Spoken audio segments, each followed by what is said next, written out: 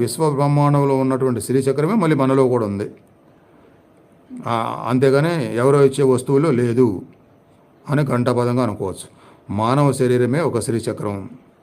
మానవ శరీరమే ఒక శ్రీచక్రం.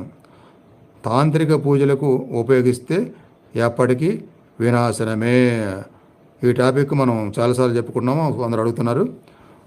తాంత్రిక పూజలకు ఉపయోగిస్తే ఎప్పటికైనా వినాశనమే.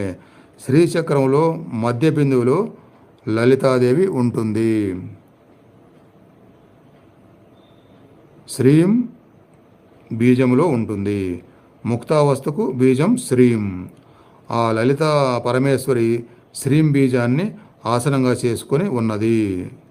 సమాధి అవస్థలో అన్నీ జీరో అవుతాయి కాబట్టి జీరోలో ఆ లలితాదేవి. ఈ జీవన్ముక్త గురువు ఉన్నారు. సర్వ దుఃఖ నివృత్తికి